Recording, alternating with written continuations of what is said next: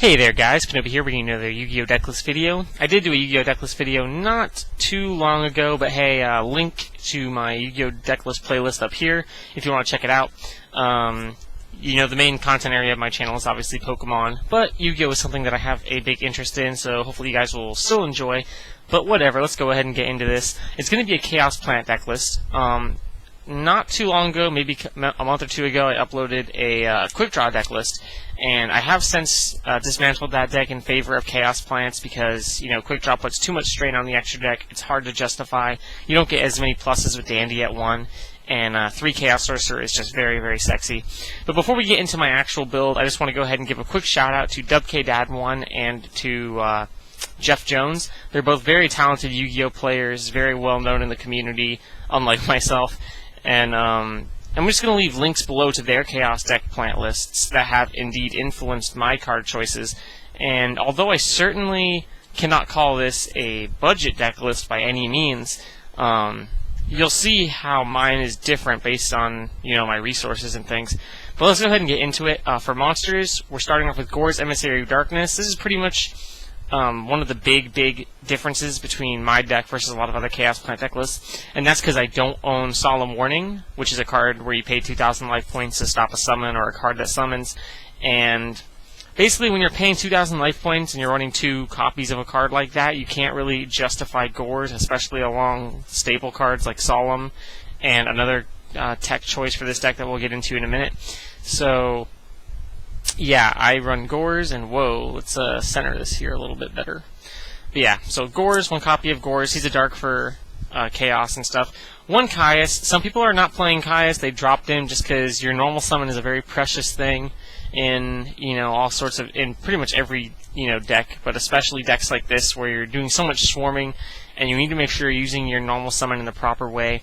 But Caius just has really good spot removal, and it's just really a very valuable card. And you're playing darks, so it works with Chaos, and you're playing so many cards that can bring themselves back from the graveyard that interact with themselves with their own effect.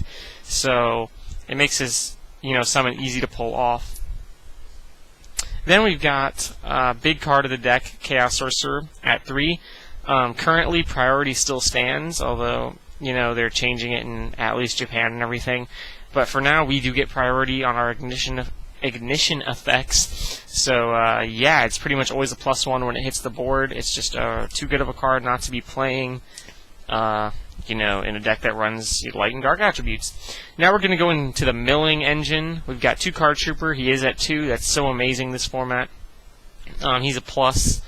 He sets you up for so many big pluses of your deck, including cards like Spore and Glow Up and all that kind of stuff. So, big key card. You have to run him. He combos with Limit Reverse and Call the Haunted very well. You can chain them to get him, and then when it gets destroyed by, say, MST or something like that, you will get the plus from his effect of being destroyed.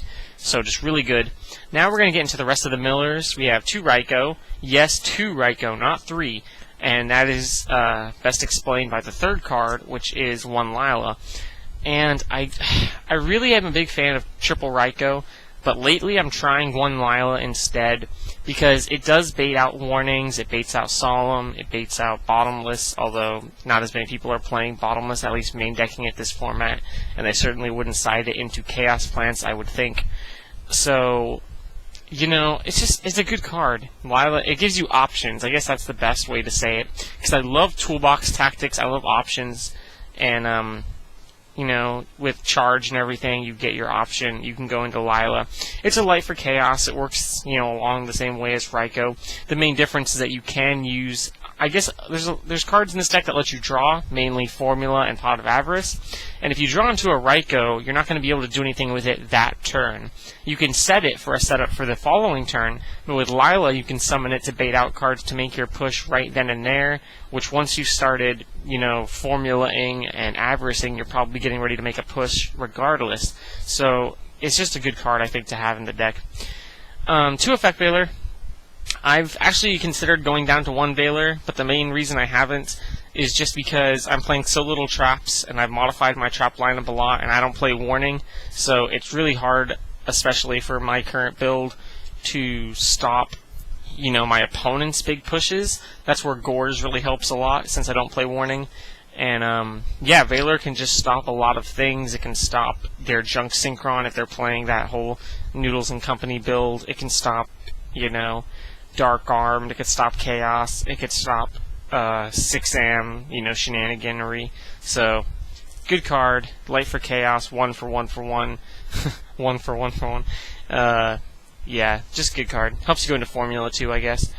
Now we're going to go into the plants. We've got our 2 Lone Fire Blossom. Obvious. Gets your fodder for Pot of Avarice. 1 Dandelion.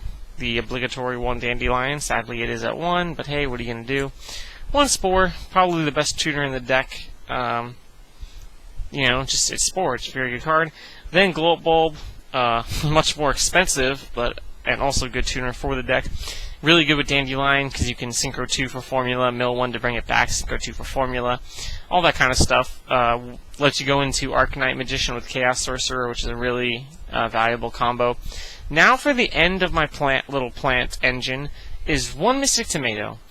I saw this in Jeff Jones' build, and I really didn't like it, to be honest. I've tried playing with it, without it, wasn't a big fan of it. I preferred to play Spirit Reaper, which is the more conventional thing, especially since Reaper was up to 2. But the more and more I played the deck, the more I realized when I had Reaper that Tomato would suit my purpose just as fine. He sets up my defenses just a little bit, and he works with a lot of other cards in the deck. He has more synergy than Spirit Reaper, even though Spirit Reaper works with Debris. So yeah, I'm currently trying 1 Tomato. We'll see. 1 Sangan gets almost everything in the deck. It's a Dark for Chaos. It's self-explanatory. 1 Plague Spreader. Also wasn't a big fan of Plague Spreader in the deck, surprisingly. The deck is very pushed for space, and I didn't really want to make the room for Plague Spreader, but it's just too good. Your deck is constantly milling. It's a very mill-heavy deck, and Plague Spreader is one of those cards that you can't afford not to. Can't afford not to, but you just really want to mill, I should say. And with Chaos Sorcerer, it goes into level 8 really easily, and it helps with Caius plays, and you could even bring it back with Debris for more combos. So, yeah, good stuff. 2 Debris, it's at 2. Really good.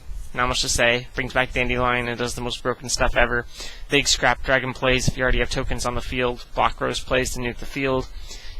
Even lesser stuff like Iron Chain, and then you could bring back a tuner, which you can do other stuff with. So, good card. Moving into the spells, we have our speed spells. 1 charge Light Brigade, just really good. Gets you your, Lightsworn stuff. 1 for 1, as WK Dad quoted it. It's a win more card. I really like that phrasing there. I hadn't heard that before. And, that's exactly what it is. Basically what it is a card that you can't really use it defensively. You don't even use it when you're not making a push. It doesn't do much. You pretty much only use it when you are going for game, or when you're going for a big board control play to wipe out your opponent's presence. And it's just very good. There's a lot of cards in this deck. Pretty much any monster that you would want to mill, you can discard with 1 for 1 without wasting your normal summon on it. And you can get out other targets, and it can set you up for Sorcerer if you pull out even a Valor, and all that kind of stuff. Really good card. 1 Foolish. So many things in the deck that you want to mill. Foolish is that free mill, given that it is at a -1, but with Dandy you easily regenerate it. So, yeah. Next we have Draw Power. The obligatory, in my opinion, 3 Pot of Avarice. Way too good. Way too good. And, then, well, I guess just to touch back on Pot of Avarice, it doesn't actually conflict with Sorcerer, in my opinion. Even though you're running Sorcerer at 3, with 2 Trooper, with your Lightsworn stuff, with 1 for 1 and Foolish helping give the deck the speed, Avarice just works wonders. It's a card that you always will want to draw. If I could start out every duel with 2 Pot of Avarice in my hand, I would. I'm not even worried about multiples. So yeah, then we have 1 Mind Control for monster manipulation, just really good. You're playing a bunch of tuners, get rid of really annoying big stuff that's in your way, and all that kind of shenaniganery. 1 Book of Moon. I actually thought about not playing Book of Moon this format. My previous build of this deck was without Book of Moon. Before I was preferring to play Mirror Force, but Mirror Force just doesn't give you manipulation. It's just basic destruction. And the thing I like about Mirror Force is because I'm a big economic player. I'm a card economy player, not a field presence player. So I play for pluses, and that's what Mirror Force can give you. But the problem is that good players get rid of back rows before making pushes nowadays. It's just inevitable. So you got to adjust, and Book of Moon can give you plus. It's not that Book of Moon's not going to give you a plus, but it's going to stop your opponent from doing something that would have given them a plus. So if you think about it in that way, it's still an economical card and all that kind of stuff. Dark Hole, just, awesome card. Clears the board. Big on pluses. Easy money right there. Reborn, that's for your obvious resurrection, just staple. Now for back row hate, you have one True Nade, works really well with your trap lineup.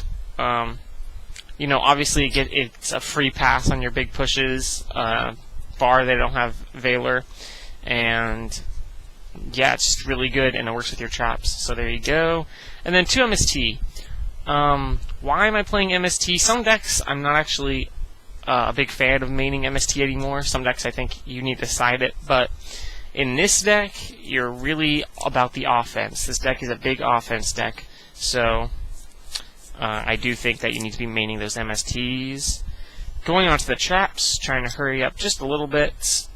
Alright, my trap lineup in this deck is a lot different than my other decks, and that goes along with the thought process of it's more meta-based, because although I like cards like Bottomless and Mirror Force, they're safe staple cards that are going to do pretty well in any environment.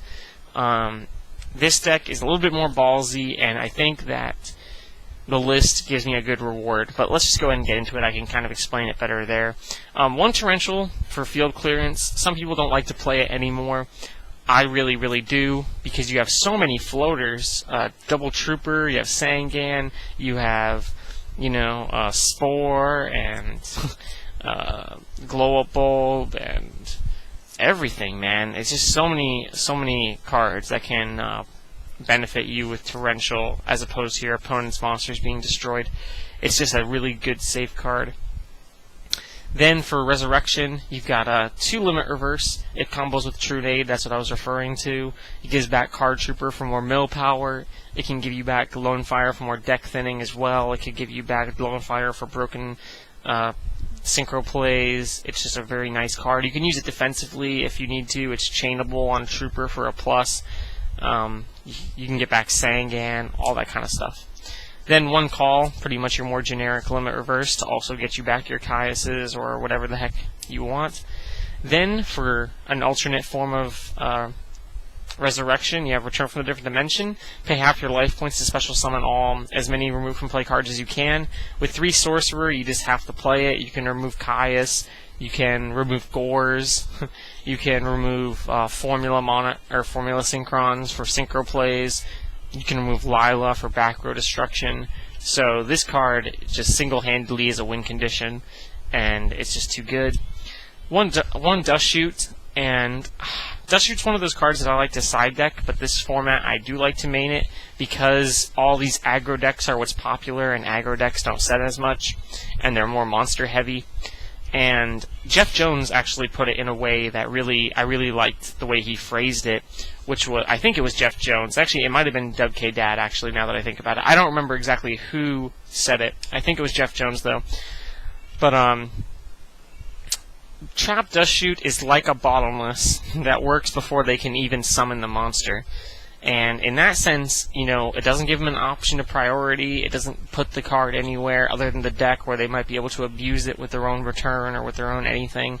It just stops their play. And of course it gives you the insight, which is even more important, but at a basic level, at a card economic level, it's still putting back a card. And although it's more conditional, although it is conditional as is Bottomless, it doesn't grant priority, it grants insight, and it's just a very good card.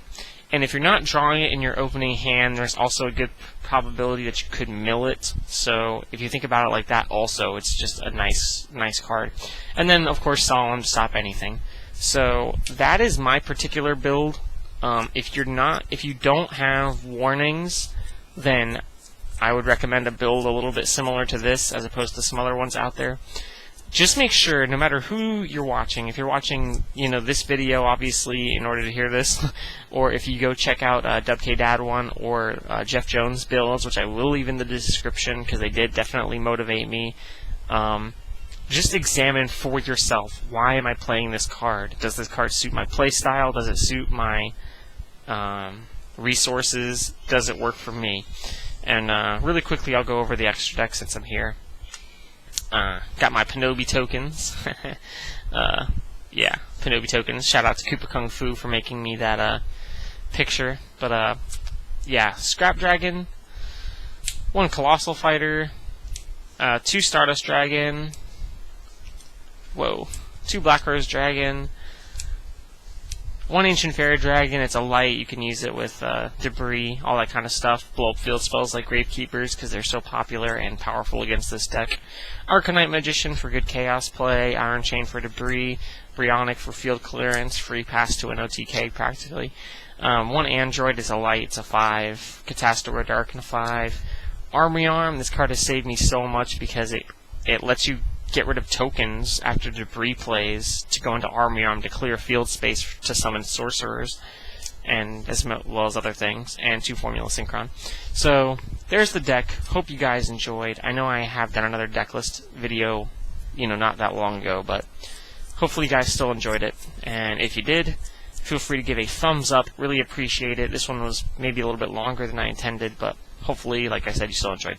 So that's it for me, guys, and peace out.